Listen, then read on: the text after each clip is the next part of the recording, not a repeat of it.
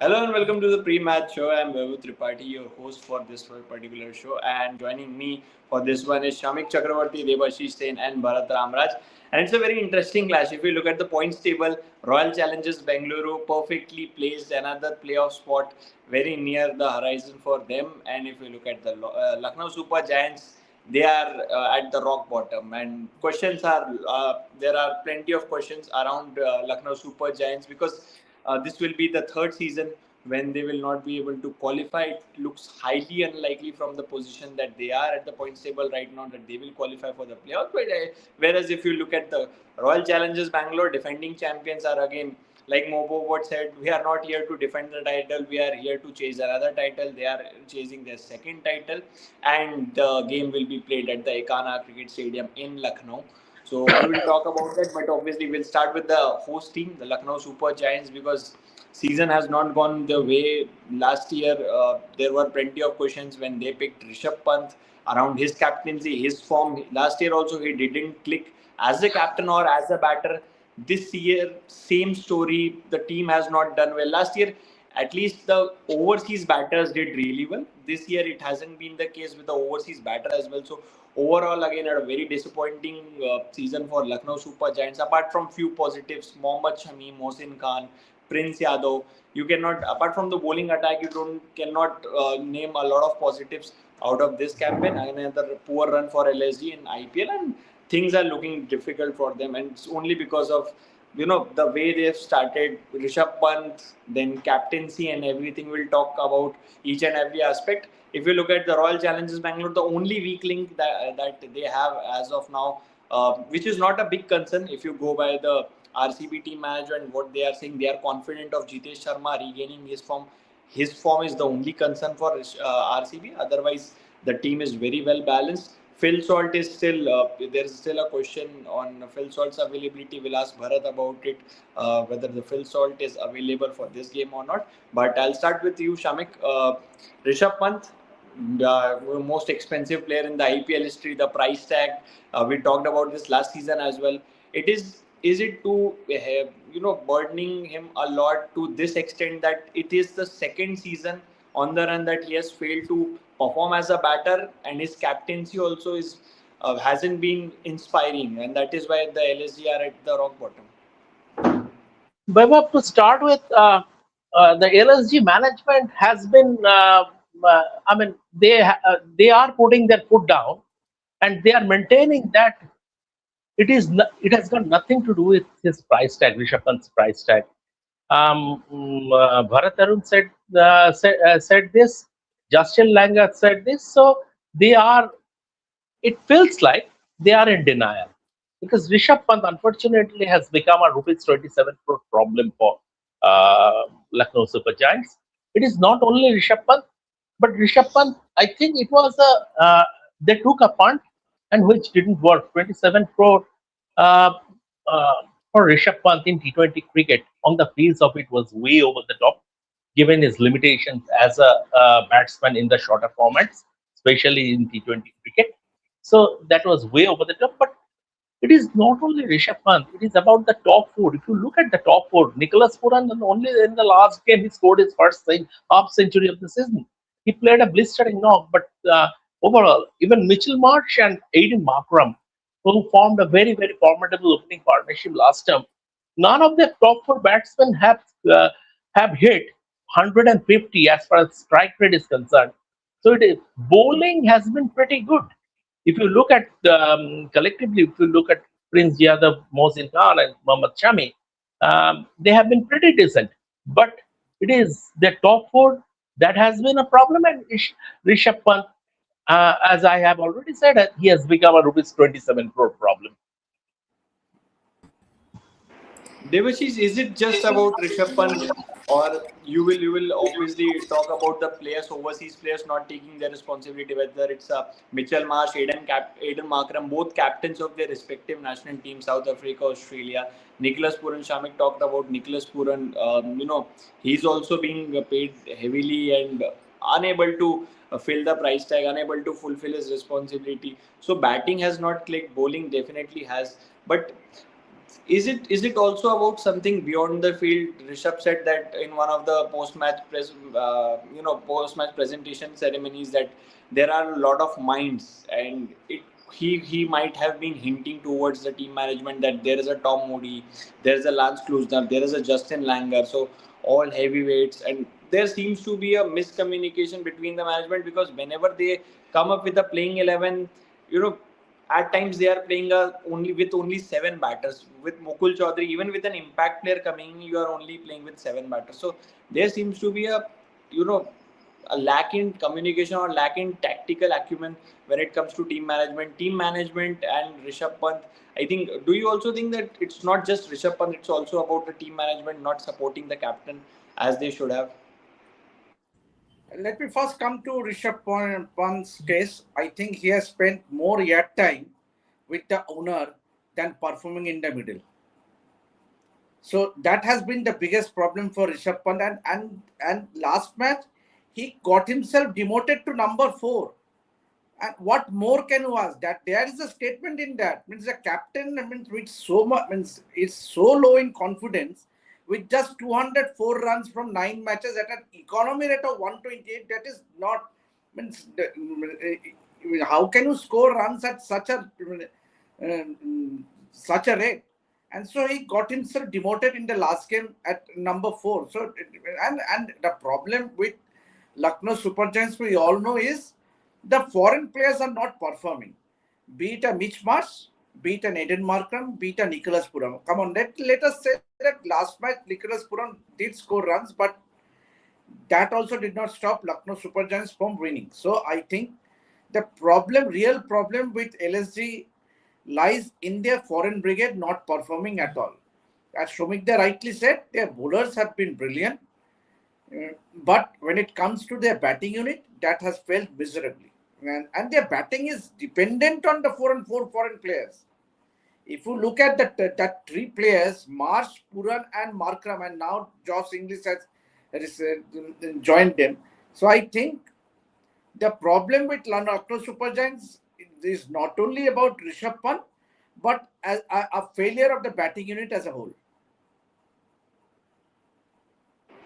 But when we see a Shreyas Iyer, a player like Shreyas Iyer, who has, built his price tag to success. If you look at the Punjab Kings, they also paid a heavy price for Shreyas Iyer at the auction. And look at the way he has led. He led Punjab Kings to a final. He's led from the front, score over 500 runs at a strike rate of 170 plus, which never happened in his IPL career or T20 career, that he scored at a strike rate of more than 160 plus in a tournament. It happened last year. So with responsibility, he took the responsibility in a positive way. He led the team, he inspired the team, and that's what captains have to do. But Rishabh Pant, contrary to that, hasn't been able to fill that shoes of the captaincy. At the same time, a lot of times it has been seen, even when he was leading Delhi Capitals, that he was unable to perform as a batter. He couldn't get the best out of him as a batter, which we know that Rishabh Pant as a batter, we have seen in 2018, his first season, how good he was. But ever since he has taken the baton of the captain, do you also feel, what are your observations, that how it has impacted Rishabh Pant, the batter? His game against spin has gone down, which used to be his strength. It has gone down over the years. Yeah, to start with, I do genuinely believe the captain is as good as the team. If the team is not good enough, then definitely you can't do much as a captain. So that is a point that you have to consider. Yes, as a captain, I can improve. There have been times it feels as if it kind of screams, shouts at the players, especially in the slog overs. Especially when you're playing T20 cricket in the slog overs, if you start shouting or if you start screaming, then the bowler or the fielder can lose the plot. That can definitely happen. Yes, a few times you can also pinpoint mistakes in relation to tactical changes. Even last year, one could notice that. So all these pointers are there, and as a captain, you have to lead from the front. So that he has not been able to do. So considering all that, I genuinely believe, yes, I believe that as a captain, it's not been good enough. But it is true that if you are going to be bought for what 27 crores or whatever it is, or 25 crores, and then if you don't perform well, then there will be a lot of pressure on you. There will be immense pressure on you. because you definitely start thinking not just about your batting, not just about your captaincy. You might also think about the price tag as well, and also a lot of outside noise coming in. So, considering all that, I kind of empathize with Rishabh Pant, but he also has to look at his own game. I genuinely believe here also that the pace bowlers are bowling better to him, not the spinners. They're bowling from over the wicket, angling it away on a wider line, and Pant is struggling with that kind of a line. Not just in this IPL, in the last year's IPL as well, he struggled.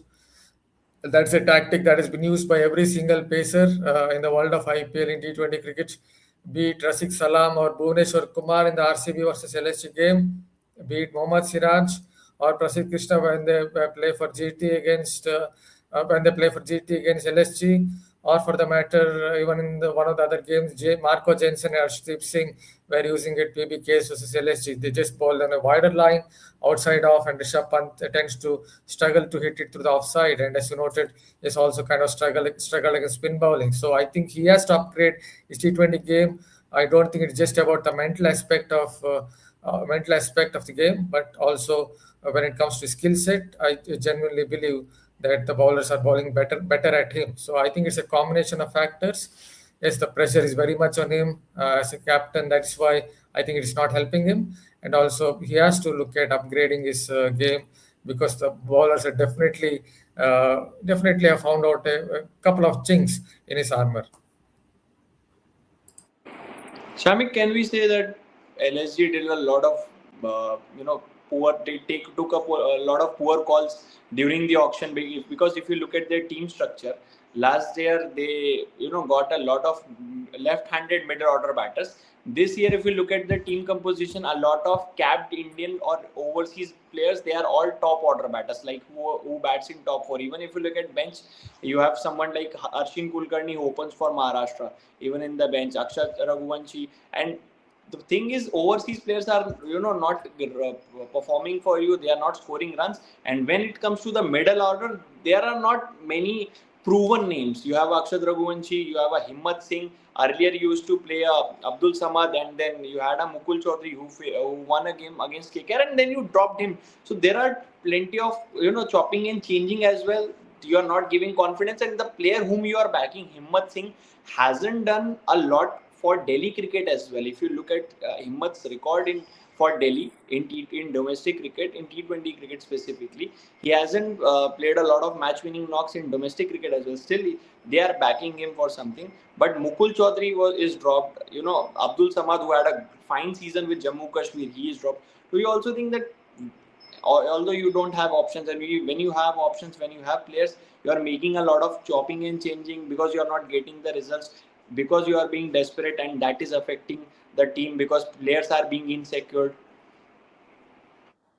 There were two things. One is that LSG's auction strategy was like, we will build at the top and it will trickle down to the middle. So that was their auction strategy. Now we'll have things top heavy. And the way our two openers played last season, followed by Nicholas Puran, and now we have Josh Inglis. All the Josh Inglis joined late, and they maybe hoped against hope that eventually Rishabh Pant would come to the party. That didn't happen. And they will build at the top, and the trickle down effect and the middle order there will be a carry forward of the momentum to the middle order. Now, what has happened? Top order has failed, and middle order has fizzled. Middle order, whoever it is, this Mukul Chaudhary guy, I mean, one game wonder. He played one match winning knock before disappearing. All the others, you cannot, the names you have taken, nobody has scored consistently. Like, if you go back to Chennai Super Kings and take Chennai Super Kings as an example, before picking up an injury, Ayush Matre, when he was in form, the way he has been playing, he was CSK's best batsman. He was scoring almost every game. So nobody in that from that Indian brigade in the middle order has done that. So that was one problem. And somehow the strategy was pretty similar to Gujarat Titans in as far as not strategy, option strategy. It is game approach. You will not see Gujarat Titans playing the brand of T20 cricket that RCB or Punjab Kings have been playing. They know Their target is will score something. 200 is these days the pass score in T20 cricket. We'll do some 200, 210, and we have the bowling power to defend that total. LSG also felt that we will go for 200, 210. We will not go for 250. And we have enough bowling to defend that. The bowlers have contributed. But the combination of, I mean, it is basically a domino effect. As because the top order has failed, middle order hasn't performed, and now you can put, but again, you have, you or I have the advantage of hindsight. After the auction, I mean, it was said that they had a very pretty good auction. Now we have the advantage of hindsight. We never thought that the top order will fail in en masse. That has happened. It can happen in cricket. Sports is like that. Devash's top order, as Shamik mentioned, didn't perform. But again, the question is when you have options. Okay, you don't have a lot of quality options when it comes to your middle order. Middle order lacks experience, lack quality options.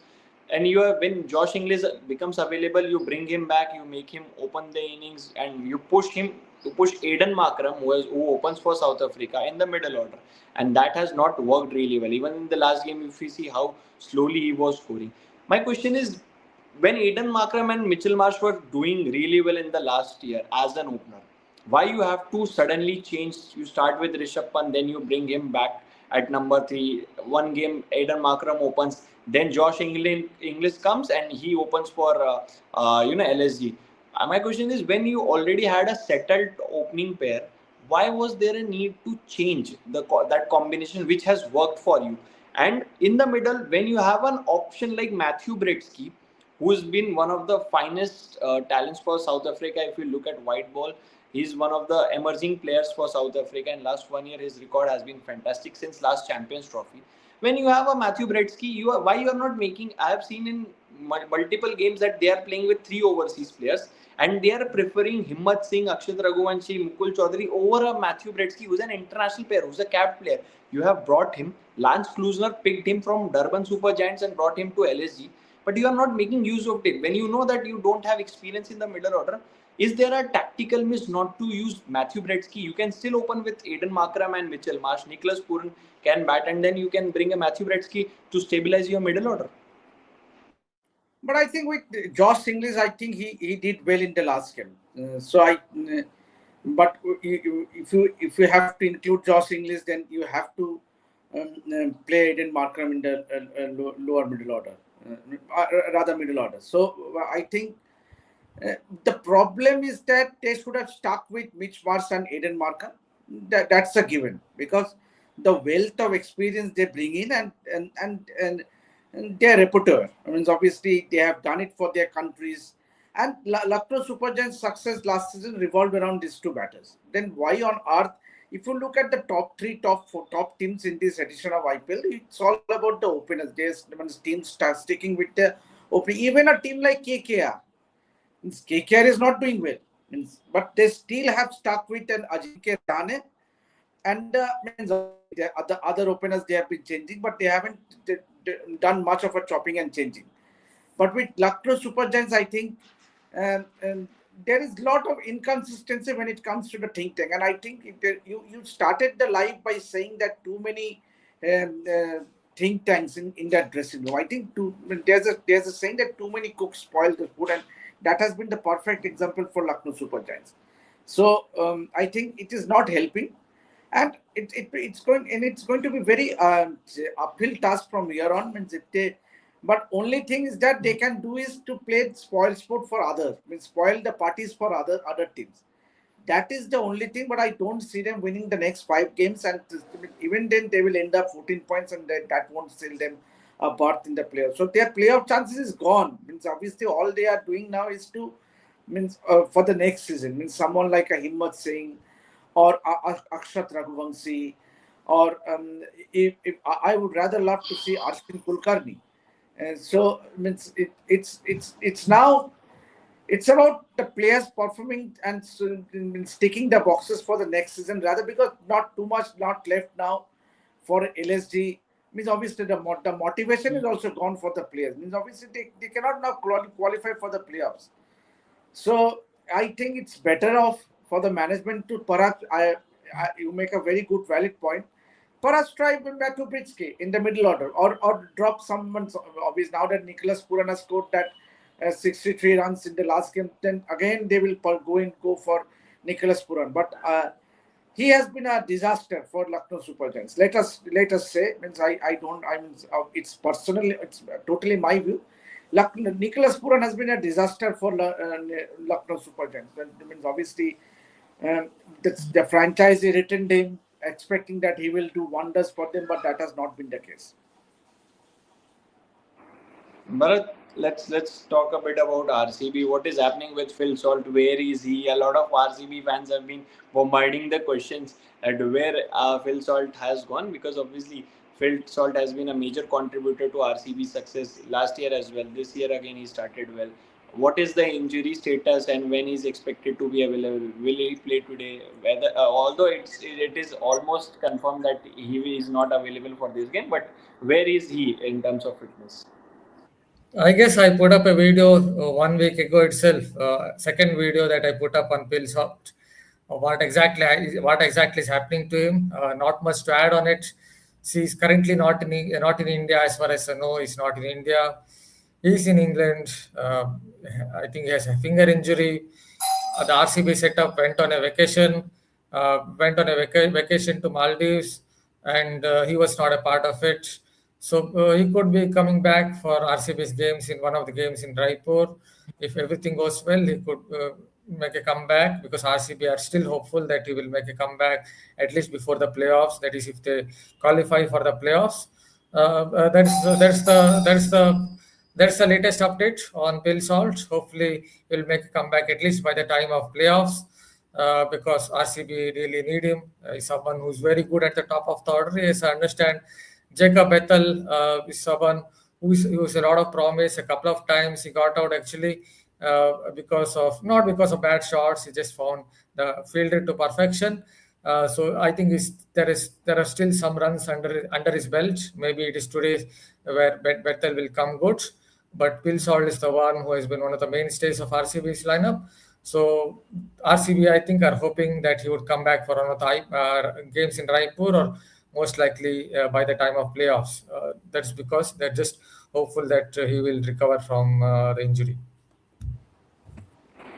Shamik, the worrying factor for RCB, the only worrying factor I would say has been the form of their vice captain, Jitesh Sharma. Jitesh Sharma, obviously, in this very venue, he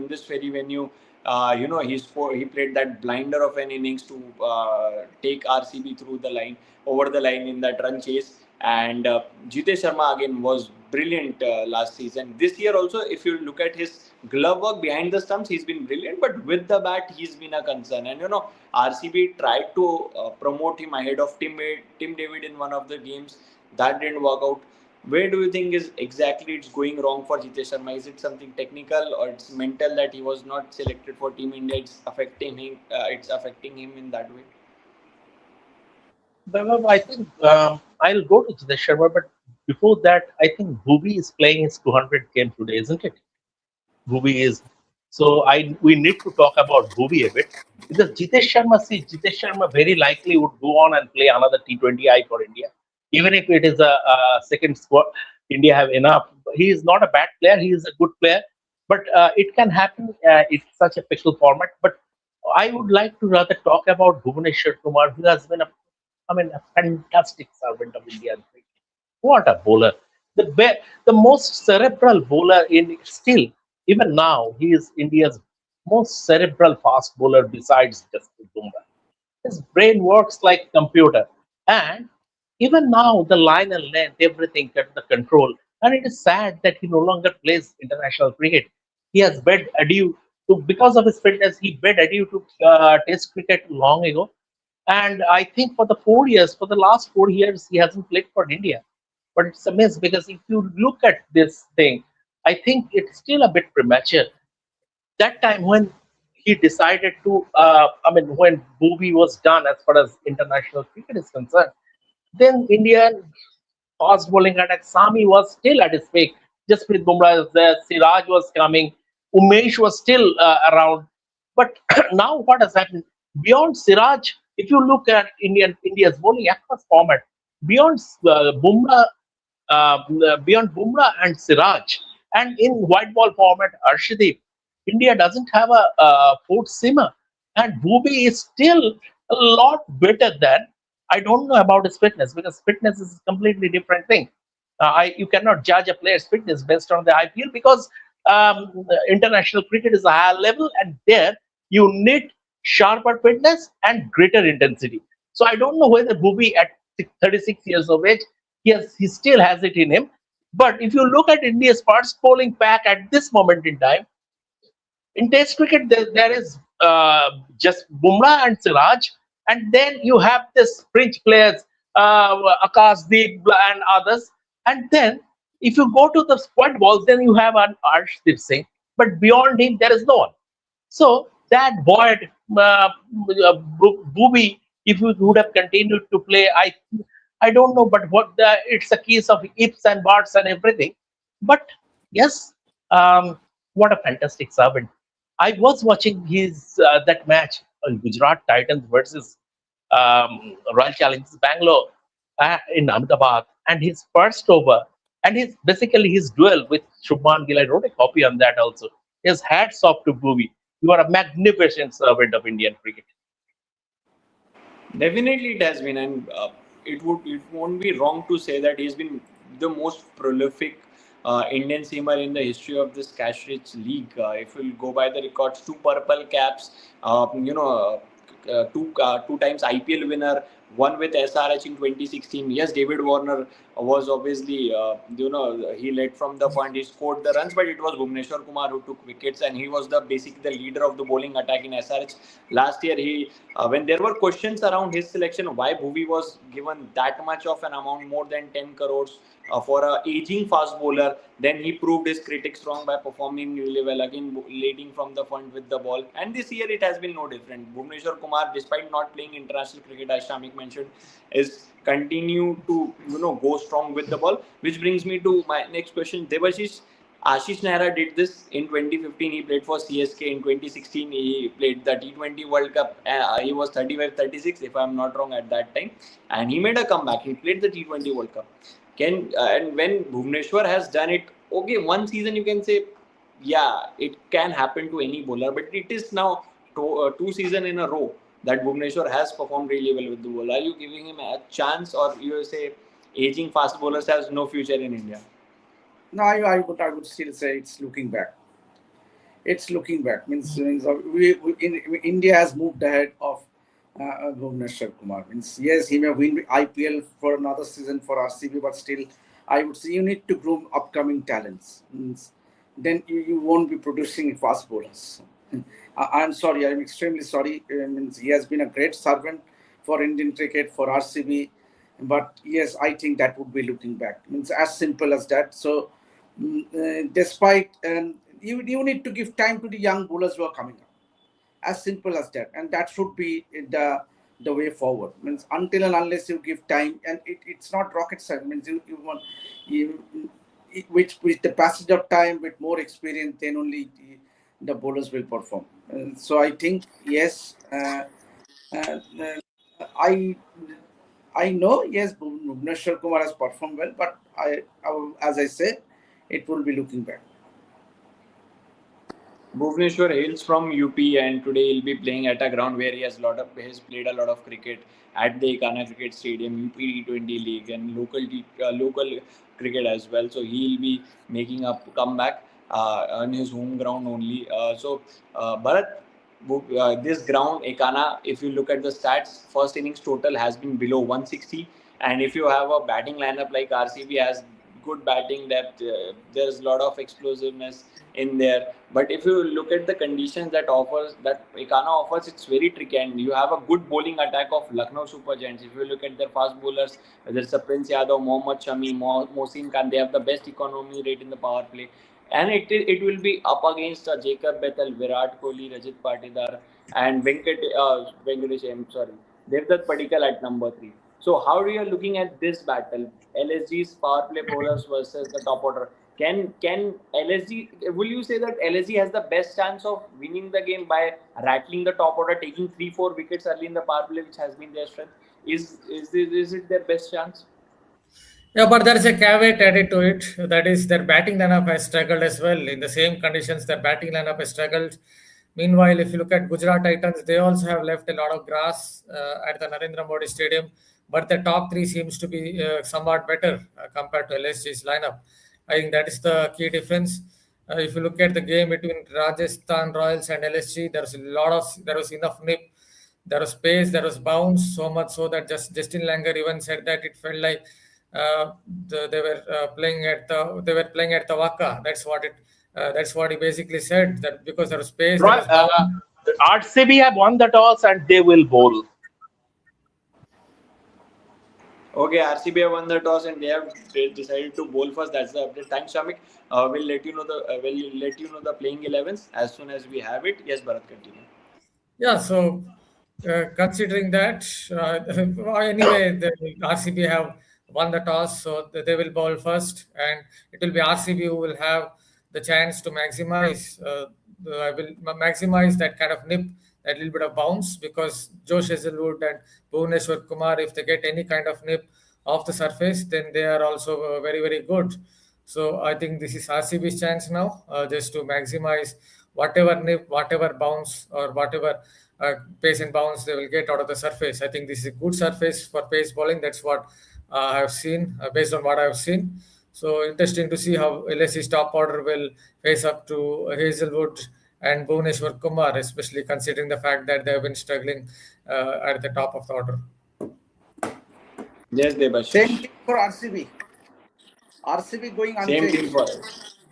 Unchanged. So no Phil Salt, as Bharat mentioned, he's in UK. So no, and there is no reason for RCB to change And as that well. No, opens up a unless great until there are. opportunity to Jacob Better, I think. Means Yeah, he obviously. needs to grab this opportunity. He needs to grab this opportunity because obviously there's a Jordan Cox as well. In the squad who can definitely bat in the top order. He's a great batter. He's been in great form and around the England white ball circuit. So obviously, when whatever opportunities Jacob Bethel gets, he should make most of it, because if and when Phil Salt becomes available, he will automatically walks back into the playing 11. But do we have an update on the playing 11? RCB we have. On LSG, we are still waiting.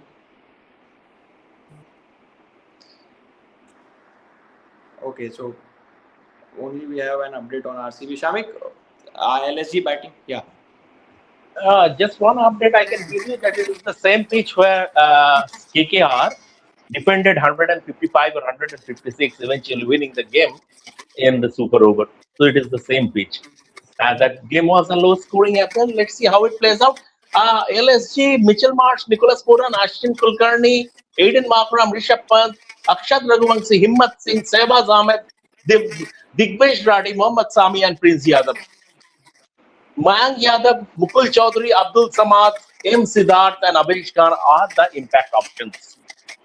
So they are not playing Mohsin Khan. They are not playing Mohsin Khan. No, they are not playing Mohsin Khan. Could be an eagle or something. Could be an eagle or something. You never know. Na? He's so injury prone. He He's has very got a injury glass. prone. He has got a glass body. He's got a class body, but Shamik, this toss decision, RCB bowling first on this wicket. They are again chasing on this wicket against an LSG bowling. Like same question I asked to Bharat, that if LSG can post a challenging total, like anything 160 plus or 170, because one less than 160 it has been a first, average first innings total here. But if they can post something between 170 to 180, can they really challenge an RCB attack, especially by taking early wickets? Yes, 100%. 170, 180 on this pitch. If it is similar to the one where that LSG versus KKR game was played, if it is similar to that, and so far this season, Ekana has been refreshingly different, where the bowlers, it is a venue that has given the bowlers a chance. So 170, 180 against LSG's bowling attack would be very, very difficult for any side, not only for RCB. But if you look at the RCB and their depth, I see Team David as an impact sub, as an impact option. So if you look at Krunal Pandya comes at number 7 and number 8.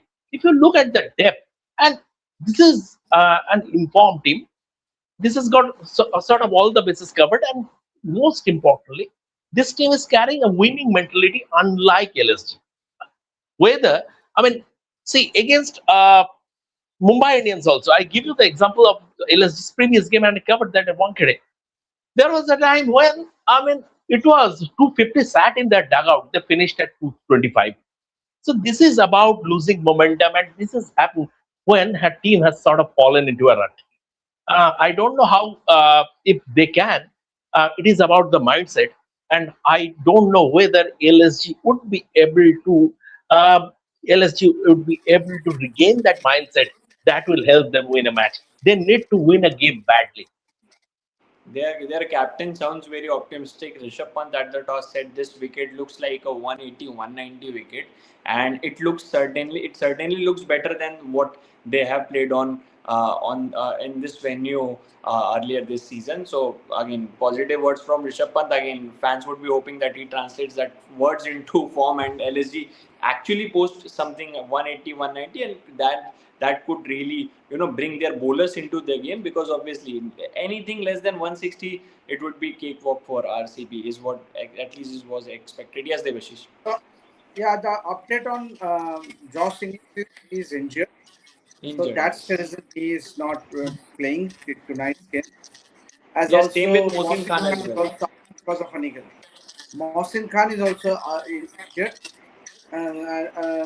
So he is replaced by Mohsin Khan and Shahbaz Ahmed coming in for M. Shikar. So those are the three changes.